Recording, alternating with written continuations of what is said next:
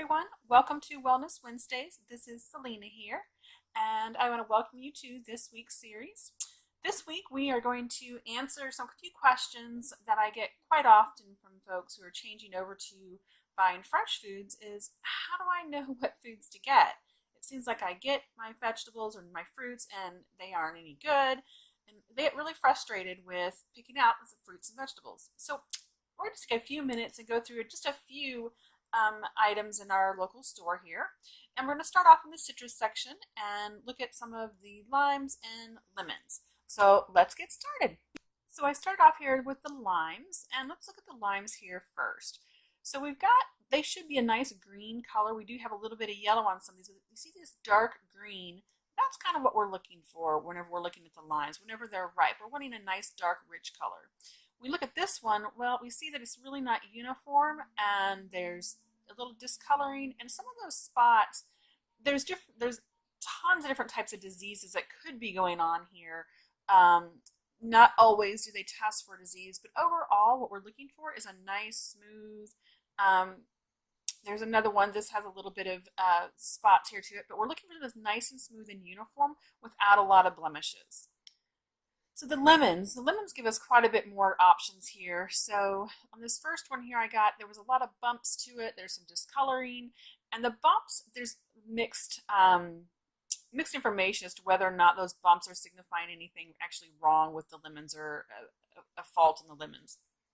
What I like to look for are nice smooth lemons, like this one here has a nice even color. It's got a uniform size, the texture feels good, there's not really any green, a good yellow to it. There was one small little bump there that I ended up covering my thumb accidentally. Next, we're going to go to pineapples. So the pineapples here, what we're looking for is a nice golden color. And as you see, these are pretty much green, except for that little bit of gold over on the right-hand side. So these really aren't quite ripe, and I would definitely pass on these. You can get them and ripen them up at home, but I like to get them a little bit closer to being ripe. The mangoes. So the mangoes, what we're usually looking for is a nice deep red color like this, but this one was really hard. It's not just the color of the mangoes, but also the texture. And so you want to have a little bit of give to it, but this one was pretty hard. So I put that one back. This next one, while the color wasn't quite what I was looking for, the ripeness, it was nice and soft. It wasn't too soft, had a little bit of give. There was a little bit more black spots than I would have liked, but I went for the ripeness. Next, we have squash. Now the squash, one of the things you can tell on the squash whether it's ready or not is looking at the ends of it, especially here at this end. You see on the top of the stem is green. Most of the squashes are picked whenever they're a little bit before they're ripe. So I like to look for ones that there's no green in them, which sometimes it can be very difficult when it's off season. That's one reason to try to shop seasonally. This one here, you can really see the different green.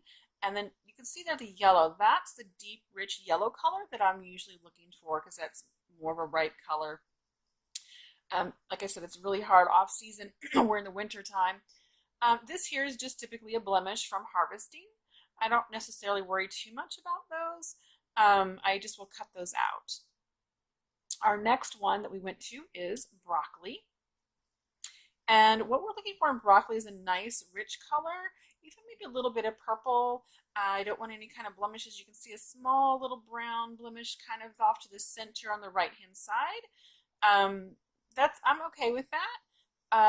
And you're also going to be nice and crisp. There was one in here, I'm getting to it here, that it was very limp. It was hard to see the pictures, to see it on the video, but it's very limp, and you can kind of see overall, like there's, missing, and we look here, you see there's more brown spots. And there was actually some more that were black spots, kind of almost moldy looking. It was really hard to really see that in the pictures, but I really don't want the limp stuff. Peppers were one of our favorite things. So peppers, we're looking for, again, nice uniformity, a little shiny to the outside. We don't want it to be a dull color, but a nice smooth color. We got this one here. Look at the wrinkles. So this one's probably been around for a while, not going to be the freshest. And this is one that I would definitely put back.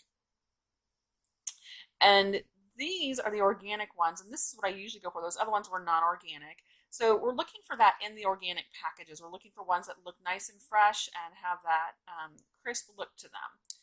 Asparagus is one of our favorites, and we're looking for the different colors. So we really want that as much purple as we can on the tops of that. And then we're going to get down to the bottoms, and we're going to look underneath the bottom. And what we're looking for is to have nice green all the way through. You see a few of these have the white. Those really, they're just, it's not that they necessarily aren't ripe, it's just that where they were cut. So these have a lot more white on the stems, which we're going to end up cutting off, and it's just, I'm just wasting it. Since I'm usually paying for it by the pound, I want to have the least amount of waste. It's not that it's bad, but we're just not going to eat the part that's not really quite right. And that's it for this week's trip to the grocery store. But we have something very exciting to announce. I am also a contributor to Transcending Wellness, and Holly started this fabulous challenge for the upcoming new year. It's called Spring 2018 Urban Organic Food Challenge. And we are joining together to try and learn how to grow our own food, especially in the urban environment. So if you thought about trying this at some point, or you've done it, and even if you're not an urban farmer, we would love to have you join us to help give us tips on how we can make our own foods and have these nice fresh foods, at our own homes. Look forward to talking with you all next week. Be sure to share this and comment below, and make sure you come and join our group. We look forward to talking to you next week. Bye.